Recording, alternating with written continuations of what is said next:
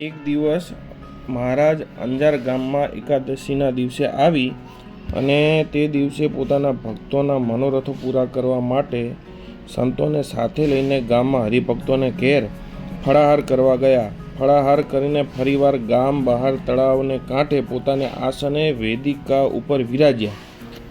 તે વખતે સર્વે સંતોને મહારાજ કહેવા લાગ્યા કે જે સંતો જે જીવને જગતની વાસના છે તો ગીંગાની ગોળી રૂપ છે.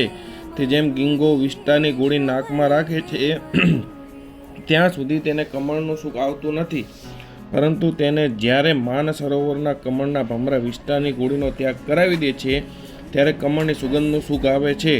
અને જ્યાં સુધી તે ગીંગો વિષ્ટાની ગોળી નાકમાં રાખી રહ્યો હોય ત્યાં સુધી કમળની ગંધનું સુખ તેને આવતું નથી. જ્યારે વિષ્ટાની ગોળીનો કમળના ભમરા ત્યાગ કરાવે છે અને જળે કરીને નાક ધોરાવી નાખે છે ત્યારે જ કમળના સુગંધનું સુખ ખરેખરું આવે છે. તેમ જે જીવ સંસારના સુખનો ત્યાગ કરે છે તે જ ભગવાનના ચરણ કમળના સુખને પામે છે. માટે સર્વે જગતના સુખનો ત્યાગ